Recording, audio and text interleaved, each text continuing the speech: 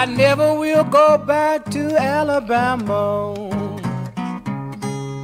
That is not the place for me. Bonjour, effectivement, je suis Philippe Montet, j'habite dans le 92, je suis sculpteur. Vous êtes ici dans l'atelier avec les différentes sculptures plutôt figuratives.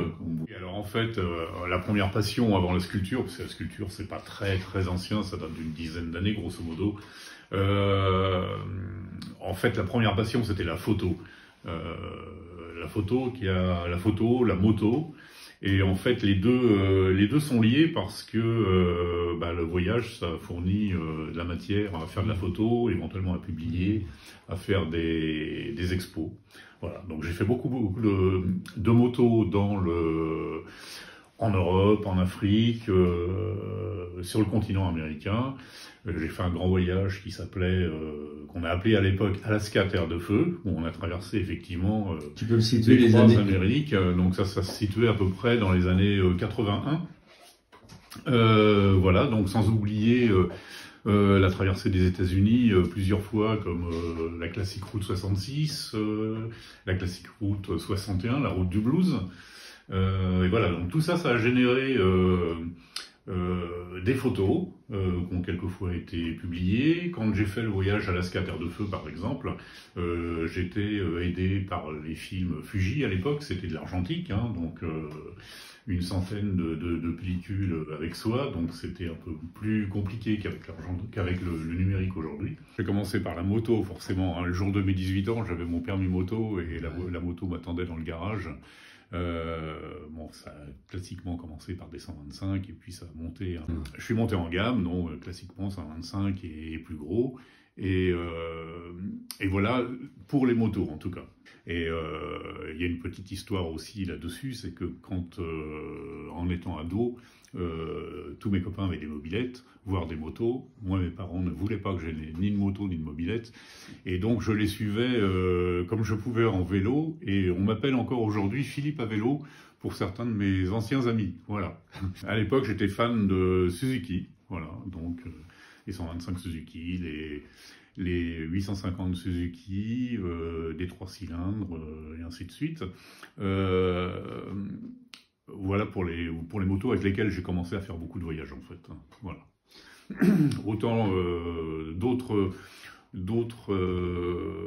matières m'inspirent pour des travaux manuels, autant le cambouis m'a toujours un peu rebuté et je suis le plus mauvais mécanicien du monde. Donc il faut que ça tourne, il faut que ça marche.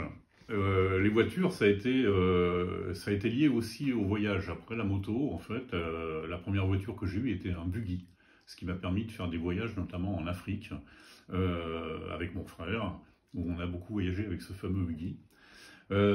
Après, j'ai un peu changé de style parce que j'ai acheté un taxi anglais. Voilà, avec lequel je circulais tous les jours et c'était vraiment très drôle. Oui, pour revenir par exemple sur les voitures et notamment sur le taxi anglais,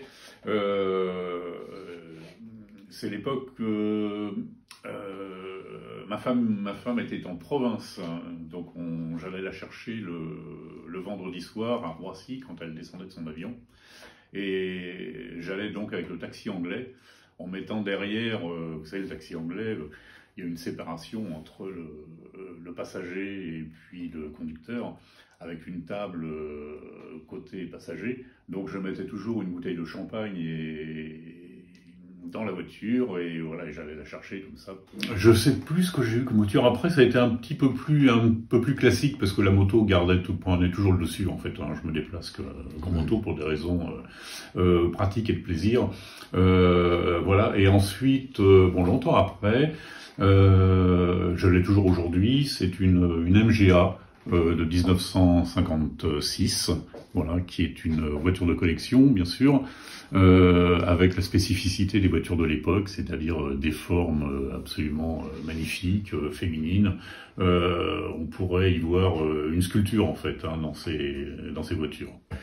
Une autre balade aux États-Unis, cette fois-ci sur une Harley Davidson, voilà, avec Des traversées de désert, sous le soleil, un vrai plaisir, quoi.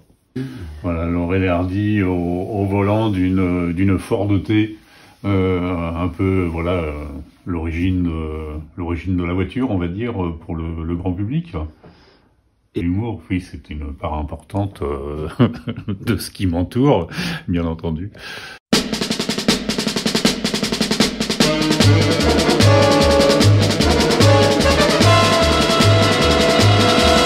Il portait des culottes, des bottes de moto, un blouson de cuir noir avec un aigle sur le dos. Sa moto qui partait comme un boulet de canon semait la terreur dans toute la région.